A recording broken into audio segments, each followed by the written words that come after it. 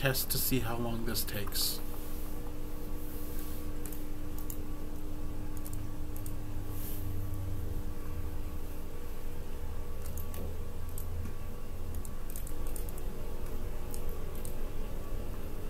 Test to see how long this takes.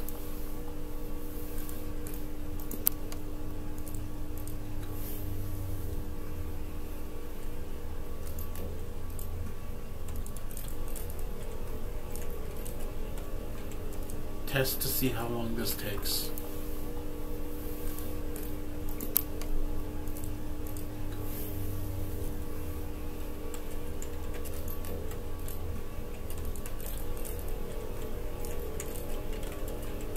Test to see how long this takes.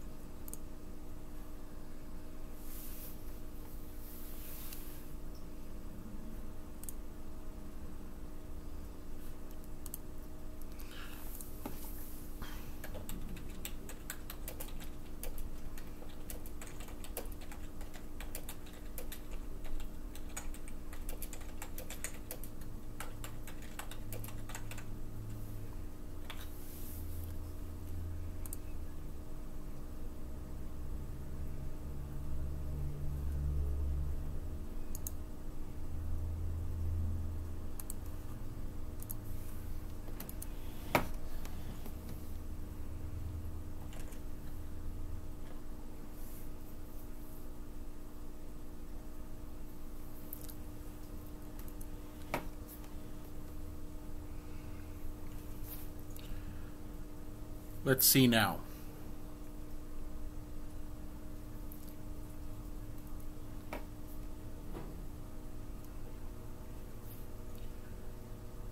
Let's see now.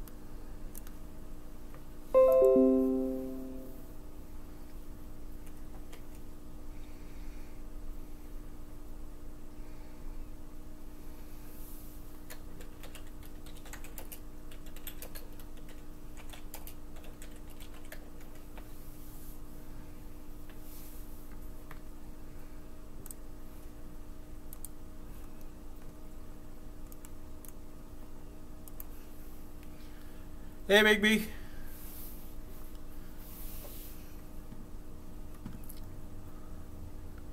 Just putting out some invites here, so be a little distracted for a few minutes.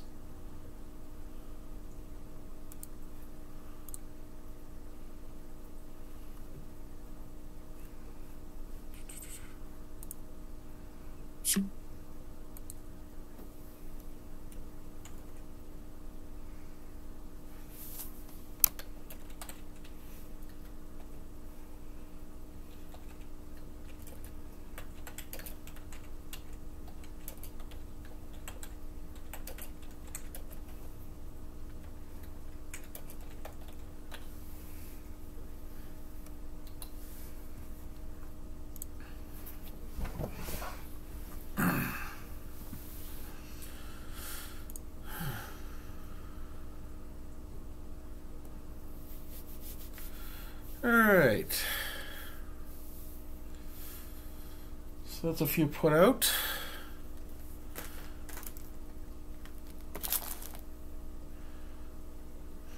Also, good to know that you can hear me.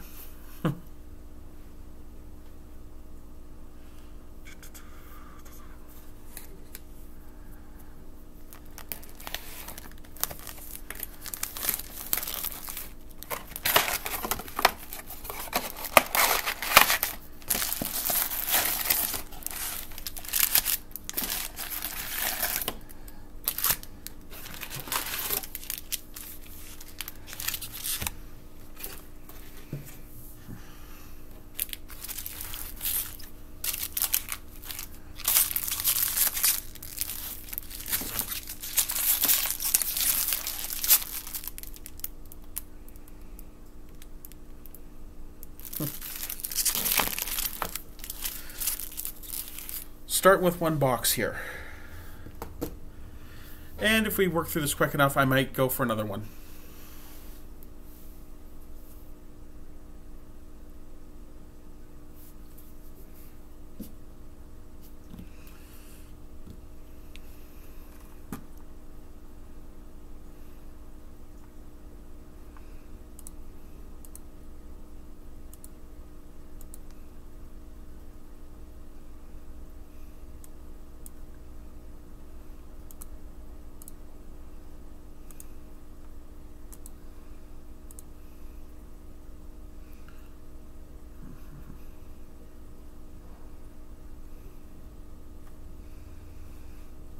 Let's see here.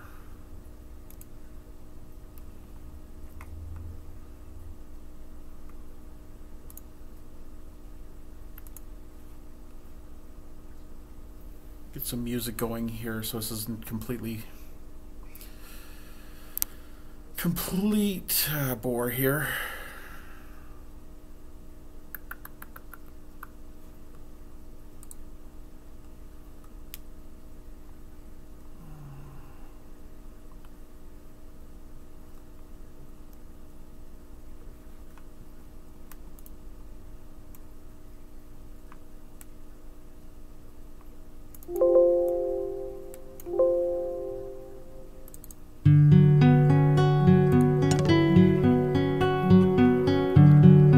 How's the volume on this?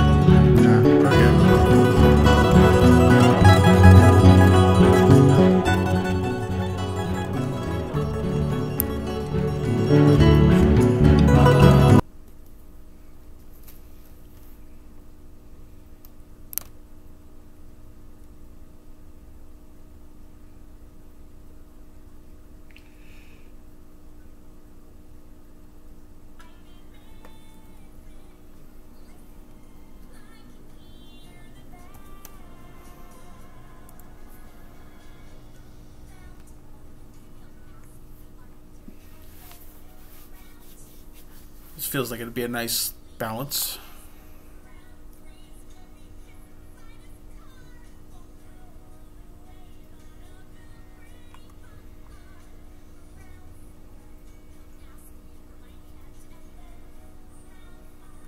Alright.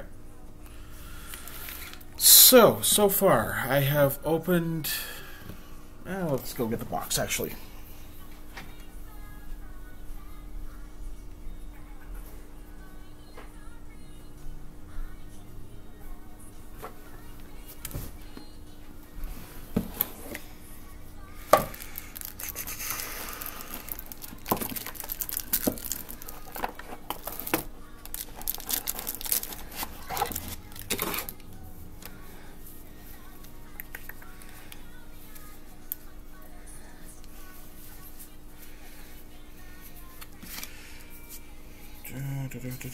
Oh, right, yeah. From the Orzhov pack. Lovely little promo card there. It's a nice little, no, Hate Bear is close what it's called. It's small body, but gives a control effect that's always nice to have.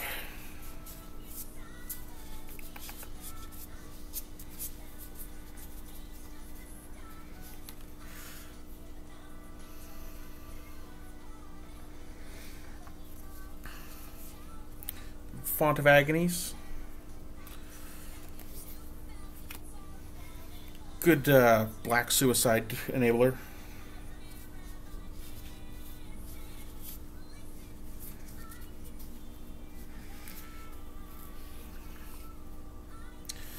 This one's... Oh. I'm seeing now that this is probably not the best way of doing this. I need a better camera. Hero of Precinct 1.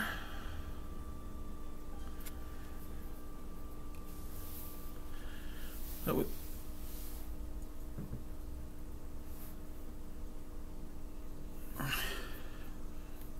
So Hero of Precinct 1 is one of those cards that I've wanted to make work just because it's got such a potent effect, but it doesn't enable itself.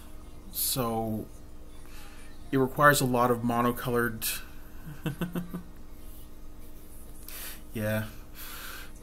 Since it asks for multicolor commitment, you can get some really good things going. And there's another card, I can't remember what it's called, in the last Ravnica set that's very much the same. Giving you life whenever you cast a multicolored card. And so I'm just trying to figure out a way to make them really work in a way that they're not dead cards themselves. So.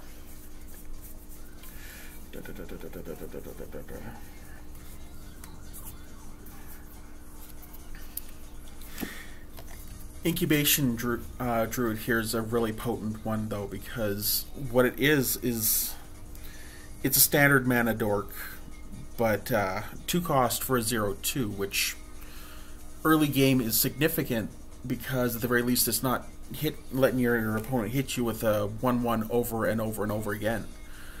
But it has the additional ability with Adapt for 5 to put 3+1/+1 counters on it, and its mana production ability changes.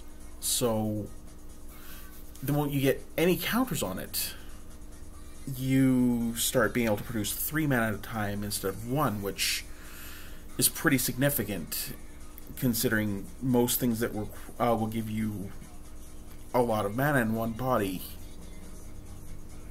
really have bigger hoops to go through. So like there's one that it's 3 mana but it can only be used on creature spells. So this one is just 3 mana any type of a land you can produce, and you can just, yeah, go nuts.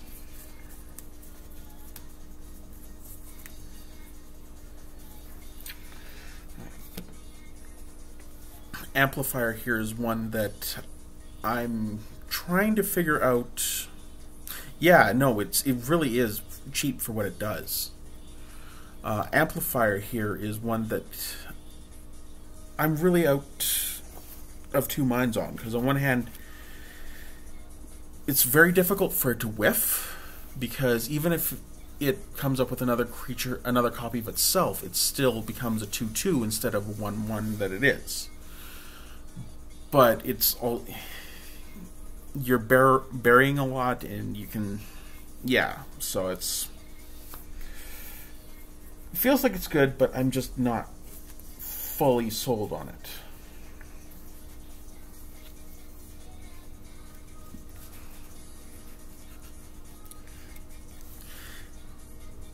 This is a rare version of a very, very potent mythic from Avacyn Restored. So Endray's Forerunners is a callback to Craterhoof, which when it enters the battlefield, it gives a massive bump to every one of your creatures and just basically ends game. This guy is 7/7, Vigilance, Trample, Haste. So if you don't kill it, you have a pretty big body you've got to deal with coming back into your defense. But it also gives creatures you control +2/+2 Vigilance, Trample until the end of turns. So your biggest thing...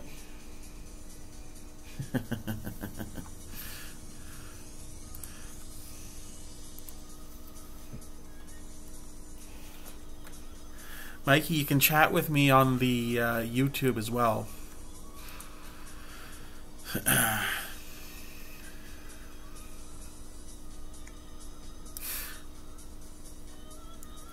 Yeah, you have to stop it. Like, it's basically, it's a game ender.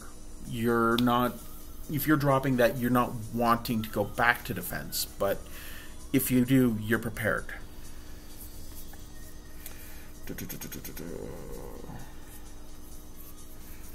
And Blood Crypt, one of the infamous Shocklands, which I always found kind of interesting because Wizards made a very strong point of naming them in such an innocuous way that you're not going to be, that they'd be able to use it wherever they want it if it's not locked to the plane. And then they've pretty much exclusively reprinted them in Ravnica. So even they'll acknowledge the irony of that one. And one of the rare split cards from this set. They do have gorgeous art, and honestly, this round of Shocklands is so good. So Repudiate and Replicate. So they went in a different direction than they usually do with split cards. It's usually blank and blank or stuff like that. In this case, it's two halves having the same first three letters. So Repudiate and Replicate in this case. So Repudiate is a green-blue hybrid that basically acts as Stifle, which is interesting because that's always been kind of odd in how what green gets access to in terms of like counters and stuff like that. Replicate allows you to copy, create a creature to, create a token creature that is a copy of a creature you control. So for 3 mana, that's a pretty significant effect, particularly if you have something like the pig. Let's see where we land. Oh, yes. Hallowed Fountain, another one of the Shocklands. So, Always nice to have. And I think that's me getting a call letting me know that the details on my Kingdom Hearts 3 pre-order, so yay. So, another one of the rare split cards. Yes, Azorius. Yeah, I could only imagine that. I never even thought about that. Some really odd naming conventions because of these cards. So, the Orzhov is Revival and Revenge. Revival returning a target creature card with a converted mana cost of 3 or less from your graveyard to the battlefield. With Revenge being double your life total and your opponent loses half their life. So, Revenge is pretty potent for the 6 mana you have. But Revival is funny because with hybrid mana, it has more restrictions than the gold. So with Revenge, double your life total is the white in the cost. Black is the lose life.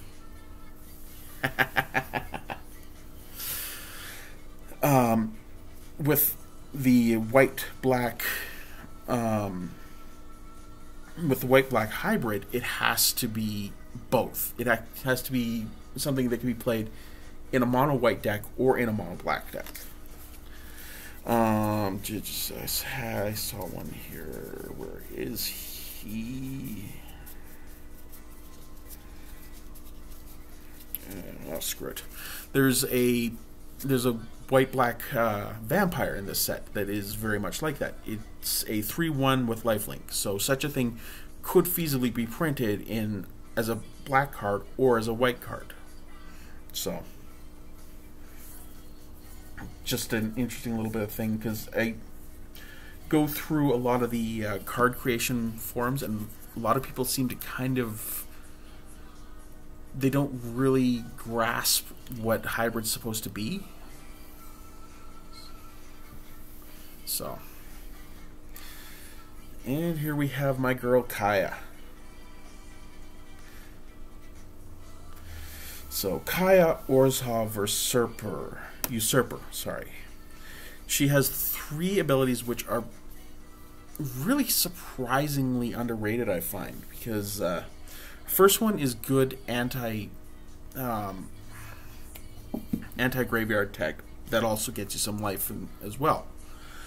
So, gain 2 life if one of the 2 cards you exiled is a creature. Ah, yeah?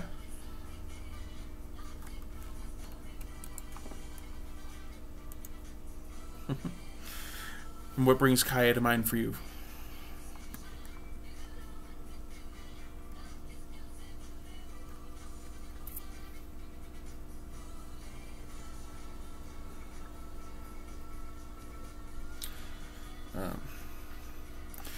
But yeah, her second ability is exile target non-land permanent with converted mana cost of 1 or less. So she's really good for taking out tokens and weenies. And yeah, but it's slightly more complicated than that, because we already know that Vraska is a sleeper agent. So because of what Jace did in Ixalan, he was able to seal off the memories that Vraska had of him to maintain her position working with Bolas, so that he could just pull that away and then she'd be on their side, for lack of a better term. So the 5/4 and 5 against is already not fully accurate. So yeah, at the cover of the novel they're releasing, it shows Kaya in amongst the rest, some other planeswalkers who were ostensibly working against Bolas as well. So with the way that it's working here, you have 5 planeswalkers. You have Domri Raid, Vraska, the least that are at home at Ravnica, so what Bolas is planning to do is not going to be something that's going to settle well with him. Considering the Immortal Sun is in play in this, it's part of what it does is it'll trap a planeswalker on the plane. So on top of that, you have the whole destroying the plane around these people, and that's not going to sit well with a lot of them, because basically it's going to involve Bolas leaving them for dead. So yeah, they're agents of Bolas that he placed within the guild, but how it's going to shake out in the end isn't going to be the same.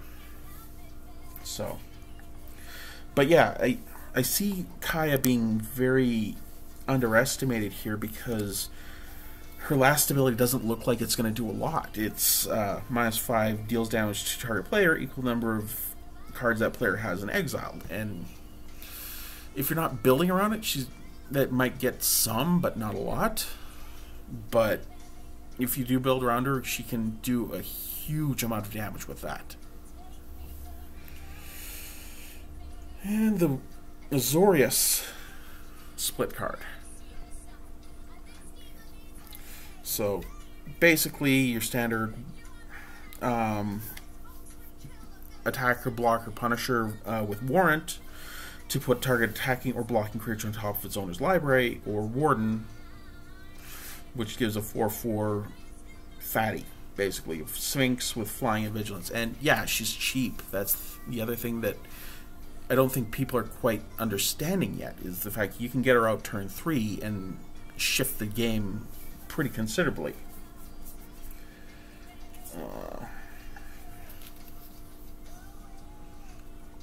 Well, she doesn't really whittle health early. If anything, she's bolstering you and interfering with any graveyard strategies, if any at all, that your opponent has, which makes her even more innocuous if they're not.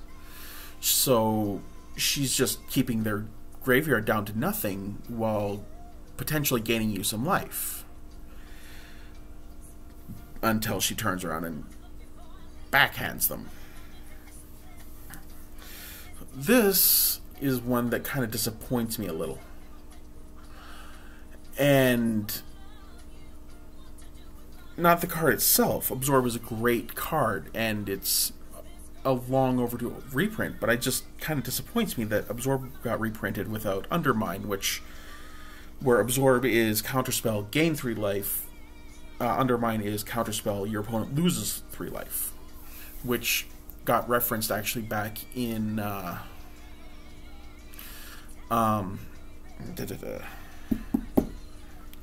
Shards of Alara, I think it was. Punish Ignorance, which was basically both of those in one card for white, blue, blue, black. And yeah, I never really thought about it that way. Orzhov having the cheapest Planeswalker, or tied, I think, because I'm pretty sure Dovin is 3 as well.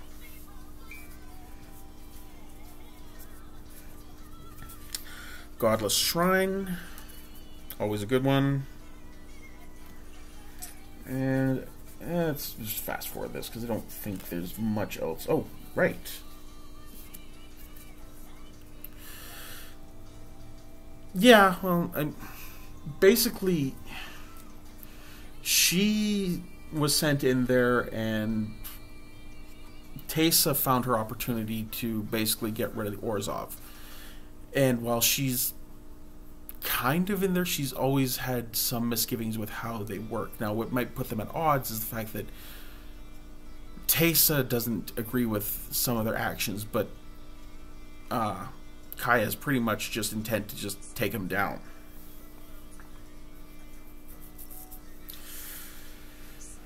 Hydroid Crossus. This one's a really fun one, because it's your standard Hydra card, but on top of that, it also has the potential to gain you a huge amount of life and bring you a huge amount of cards. So basically, this card, even if it gets shot down immediately after you drop it, can still shift the game pretty considerably.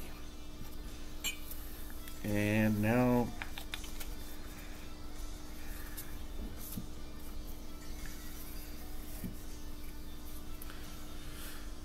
And emergency powers. Now, what is that lovely little thing in the light that Bon is standing in front of? Let's get a good close look at that. Where have we seen those before?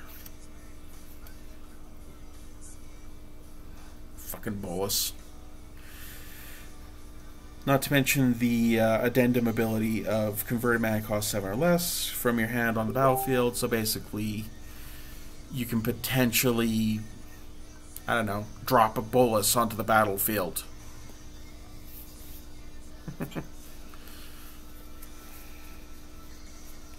So, yeah. Plaza of Harmony.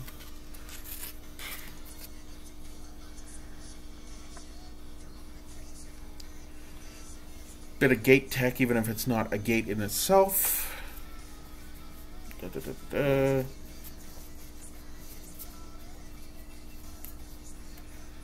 Stomping Ground.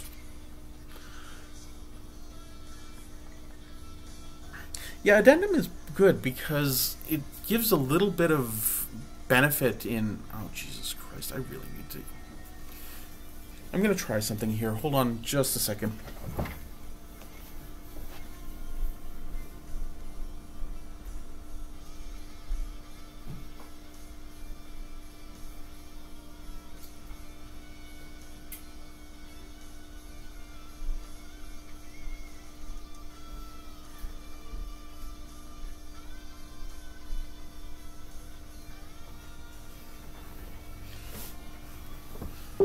Let's try this again.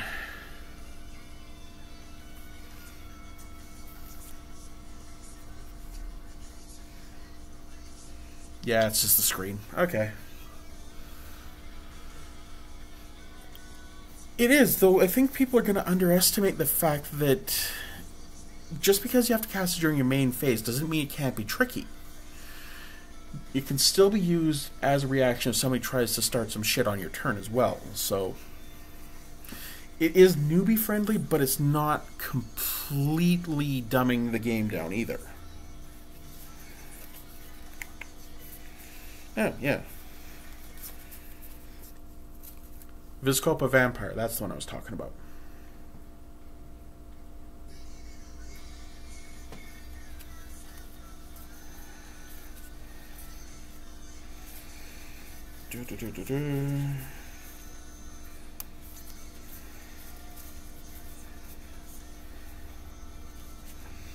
Benthic Biomancer. 1 cost, 2 to adapt.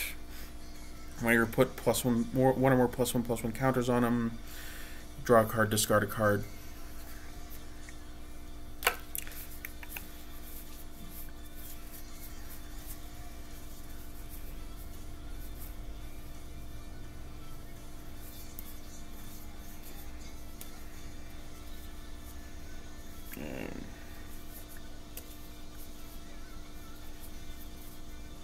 Oh, yeah. I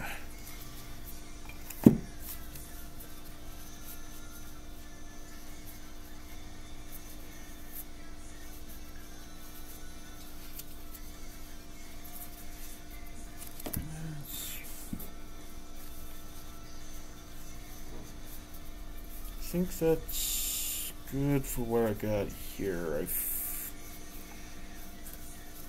feel like I may have gotten a few things mixed up, but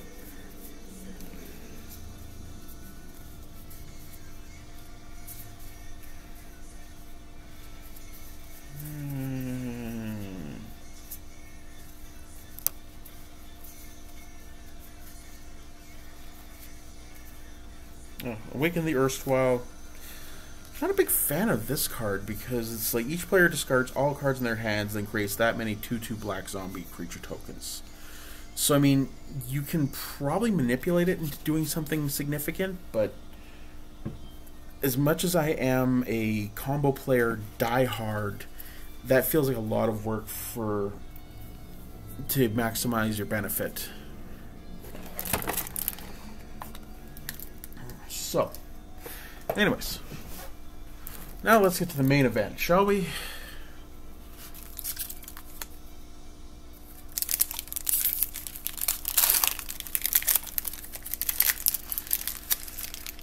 Alright. So, common chaff, common chaff, common chaff. Ooh. Roll Spellbreaker.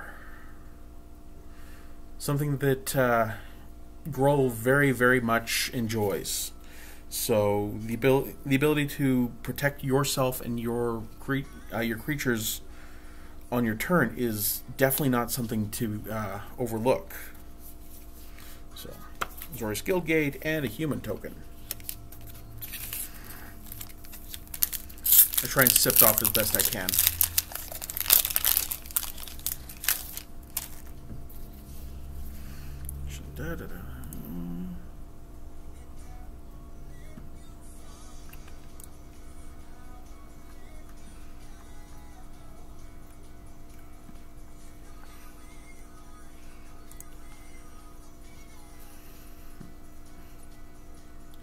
I mean, not gonna say, yeah. Oh, hey. Another Kaya. I will definitely not say no to that.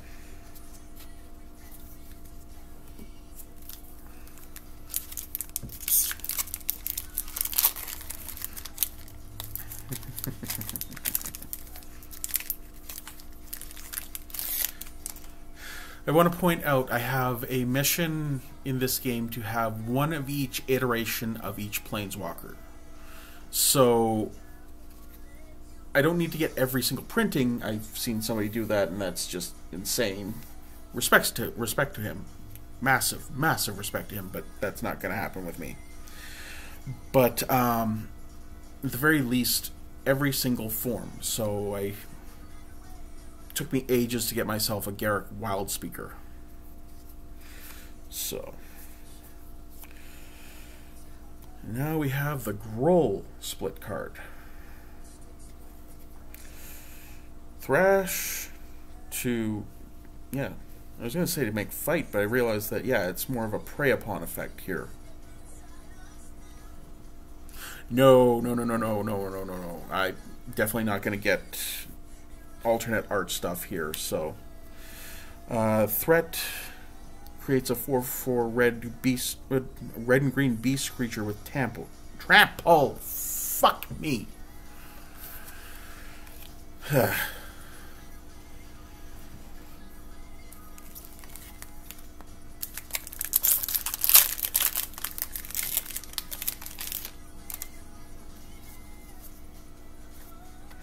wait. I think I saw shiny in there as well. Let's... Ah, yes. Scrabbling Claws, foil. I like to keep them separate just because, hey, shiny. Just brought it to mind because we also have a shiny Wrecking Beast.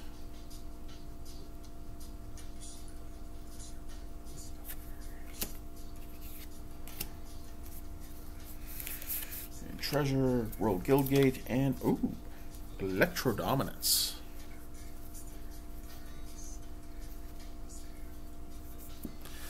So Electrodominance is, even on its surface, a pretty good X-cost spell to deal damage to a player. Then you also get to cast a card with convert mana cost without paying its X or less mana cost without paying its mana cost. So whatever you have in your hand that's less than the mana you spent, you get to drop that as well. Best part is it's instant speed, so you get to completely ignore the casting restrictions or the casting timing of whatever spell you cast. So if you were to do that for 4 mana and then you have a Wrath of God in your hand, you get to instant speed Wrath after you just nailed an opponent for 4 damage. So, just as a start point. Yeah. I still think when we're talking about is it flavor text, I like the one of necessity is the mother of invention, but caffeine is the weird uncle or something like that.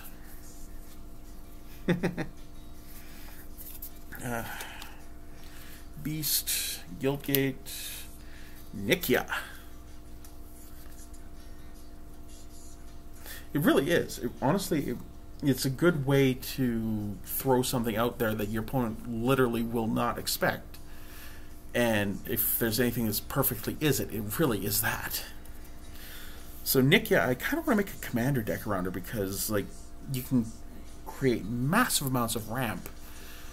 You just need to know how you're going to be casting her and how to craft your deck so you're having as few dead cards as possible.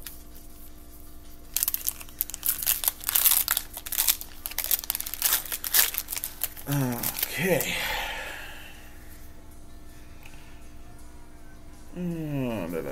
Okay. And Growth Chamber Guardian. 2 costs for 2.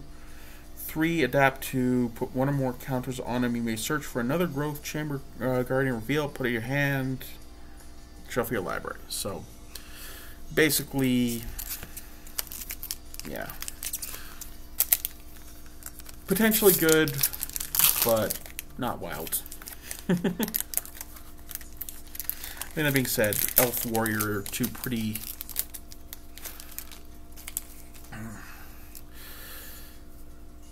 She's very restrictive, so you really need to know how you're working her.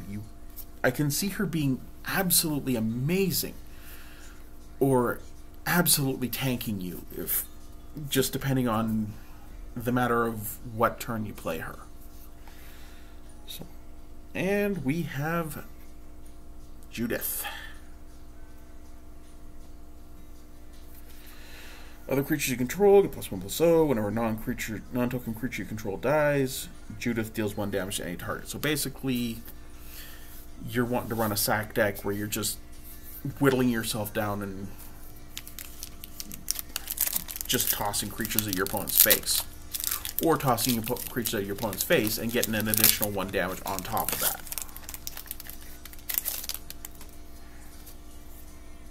Ooh, speaking of Teysa.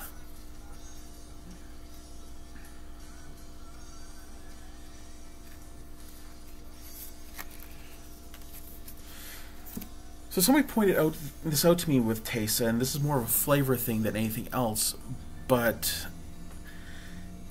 every other Teysa you have like Teysa Orzhov Scion or a title. This is just Teysa. She's, I guess, with whatever collapse of Orzhova you have, she's who she is now on her own terms. Yep. Another Hallowed Fountain. Not going to say no to more Shocklands.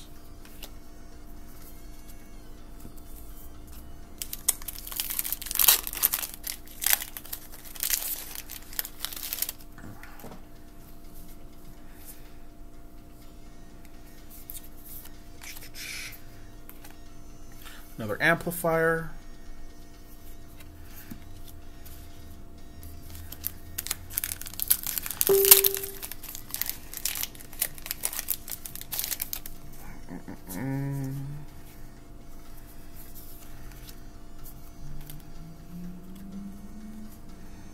Shiny Skitter Eel. Ah. The Rakdos split card. So, Bedeck, target creature gets +3/-3 until end of turn, which is your standard, this could be removal, this could be a buff. It really depends on how you want to play it card. And Bedazzle, destroy target land, non-basic land. Bedazzle deals 2 damage to target opponent or planeswalker.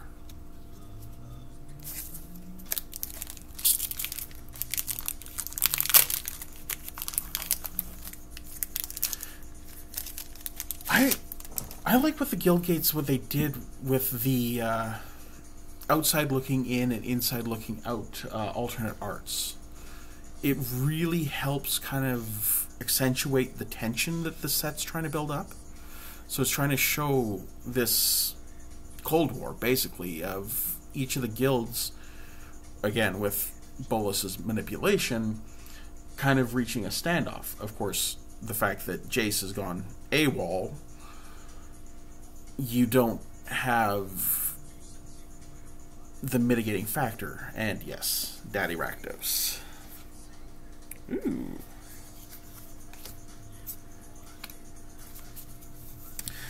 Mesmerizing Benthid. So, enters the battlefield, create 2/0/2 blue illusion creature tokens with whenever this creature blocks a creature, that creature doesn't tap during its next untap step. Has hexproof as long as you control an illusion. So, you have sort of illusion tribal in the fact that illusions of any type will protect this. A couple of Jace cards, for example, actually will really help with setting this up. Also resonates off of an old card which I love so much because it is so ridiculous, Quest for Ula's Temple, which will just requires you play a blue creature heavy deck, because during your upkeep you can choose to reveal you choose to reveal a creature at the beginning of your upkeep off the top of your deck. If you have, I think, 3 or more quest counters on it, then at the end of your turn you can just drop a octopus or serpent or whatever big ocean creature onto the field for free.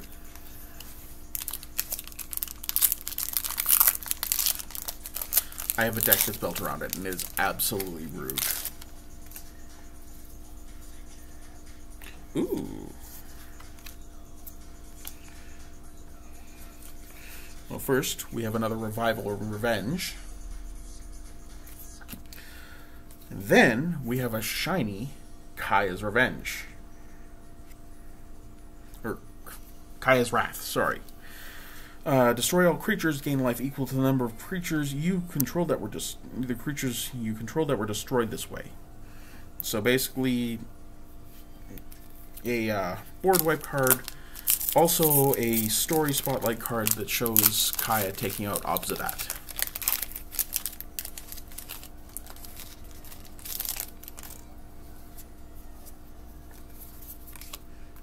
Oh, the cards are nice to me today. Prime Speaker Vanifar.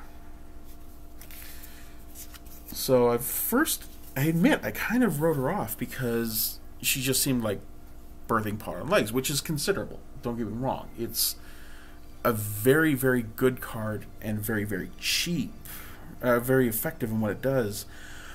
But I forgot that she's still a creature, which means that when you sacrifice and drop another creature on the field, if you have something like, say, Intruder Alert on the field, it'll untap her, allowing you to continue this abusive enter the battlefield trigger chain as you go along the field. So I can see her being very significant very soon. And another Orzhov Story Spotlight card. Mini Elesh Norn. Creatures you control get +1/+1. Creatures your opponents control get -1/-1. 2 white-black. Exile target card from an opponent's graveyard. If it was a creature card, create a 1/1 white-black creature token with flying. You do need to sacrifice another creature, but once you have that, you can keep building yourself up into God knows what. It's... yeah, there's a reason why Birthing Pod was sick, and she has the ability to just abuse that even more. But yeah, Ethereal Absolution makes me really, really want to try and build some sort of a Anthem deck.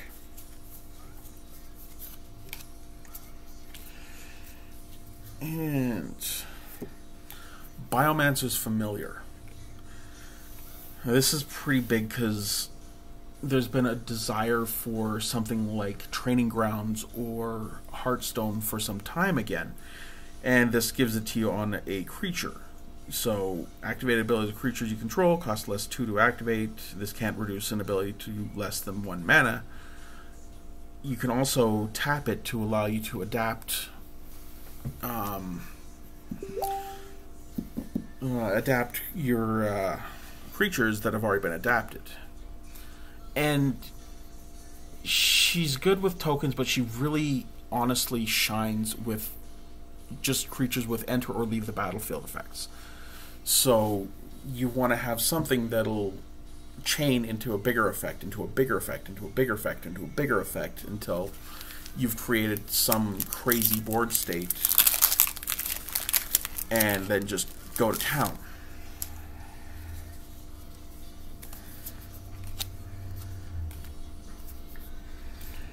Rick's Mighty Reveler,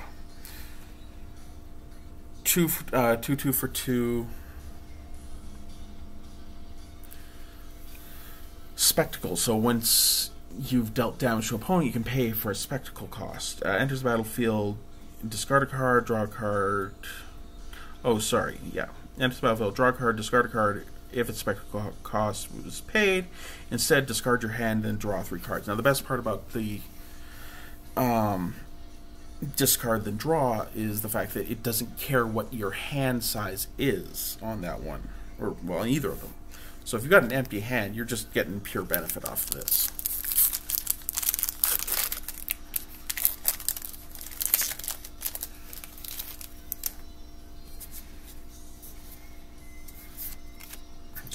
Another hero.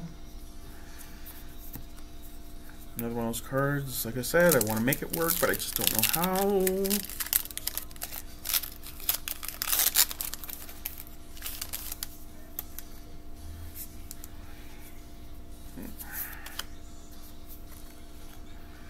Shiny Rakdos Trumpeter. Ooh. I really like this card, Ravager Worm. He's really interesting to me because he's doubly modal. So first with Riot, you have the ability to give him haste or an additional +1/+1 counter. On top of that, you can either have it fight when it enters the battlefield, or you can have it destroy target land if it has a non-mana ability. So I'm trying to think if what there is in Standard that would really affect, but I think it's more of a seed for the Greater Eternal formats, where you have... Oh. Yeah, no, never mind. I never thought about the fact you have the flip lands from Ixalan probably still lurking around, so there's that.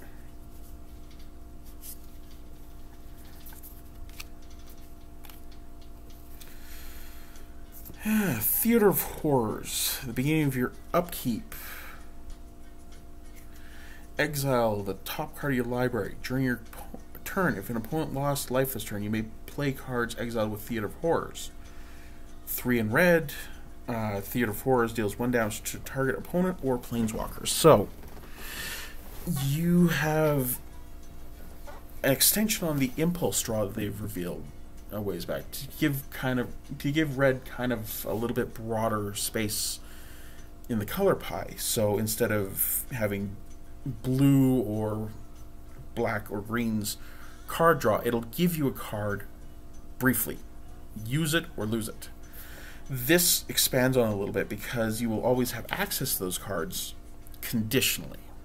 You just got to do damage first. So hence its last ability, which gives you the ability to expensively but consistently do damage.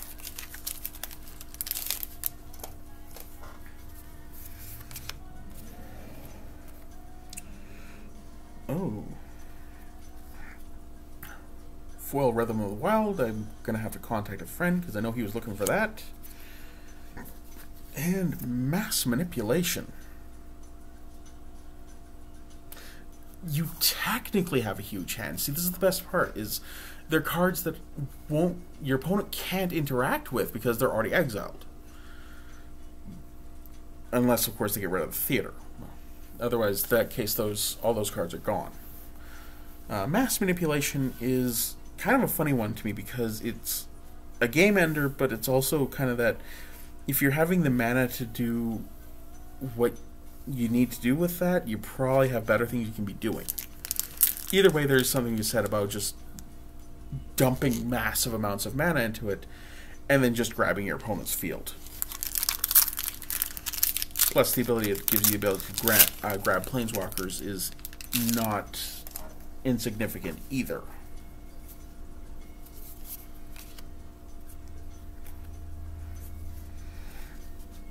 Oh god, Cindervines. This gave me a very, very bad day on the pre-release. Goes back to Grohl's, I'm going to punish you for trying to do anything other than just bringing in a bigger, stronger creature to try and take me down. And the ability to sacrifice Cindervines to destroy an artifact or enchantment and just give one more punch to the mouth.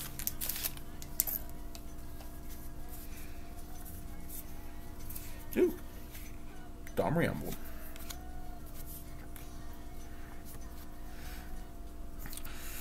Precognitive perception. Oh, Obert's here. How's it going, man?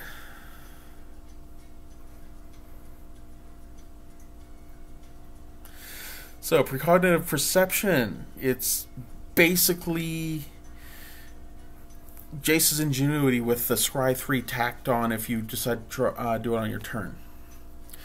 Doing pretty well. Doing pretty well. I'm 2/3 of the way through the box here, so I'm thinking I'm probably going to end this at the end of the first box here. But having fun going through this as we do. Oh, got myself a shiny Gutterbones. And as the battlefield tapped, 1 in black, return Gutterbones from the graveyard to your hand. Activate this ability only during your turn and only if an opponent lost life this turn. So, a slightly more fixed reassembling skeleton. Another Warrant and Warden, so I will happily take that.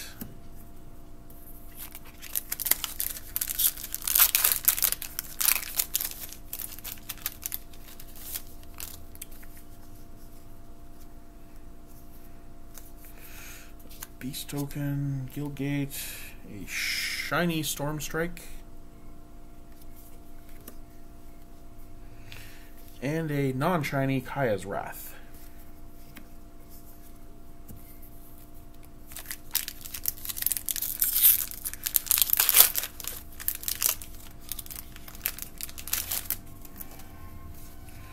Another Font of Agonies.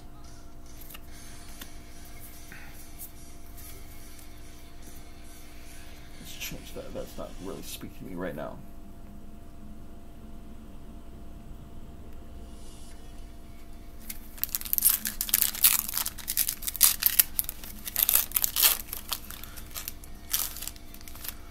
Alright, dude. Sleep well, and definitely look forward to D&D with you tomorrow.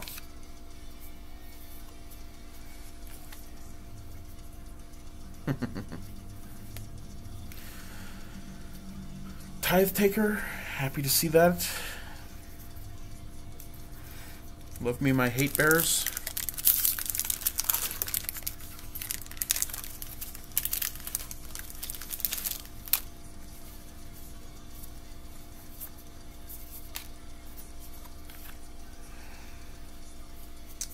Sphinx of Foresight. Reveal this card.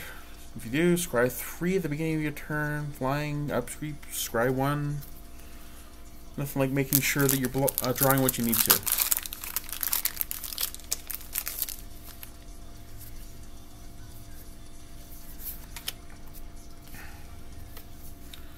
Another Godless Shrine.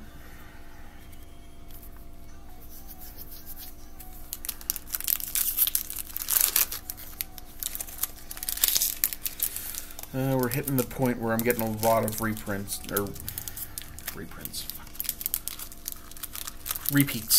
That's what I'm looking for.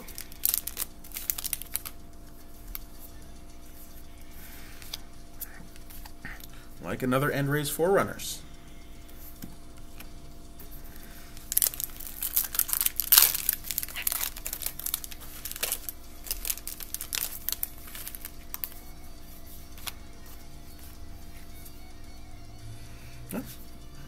And a non-shiny Gutter Bones. Like a nice Demon Skeleton. Even if it doesn't say Demon Skeleton. With horns like that, I'm fairly certain that it's at least not fully human.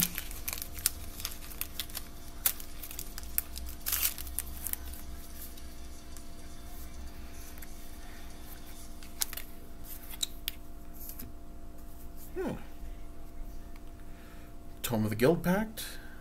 Gotta love a mana rock that will also draw you cards.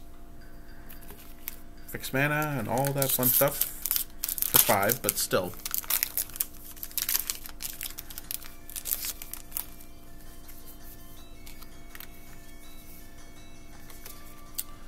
Blood Crypt.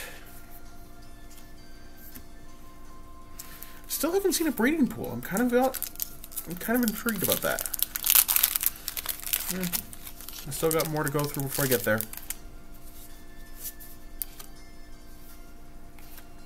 Ah, Zone of Truth.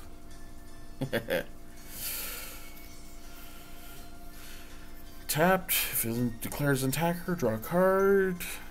Start tapping creatures. I can work with that.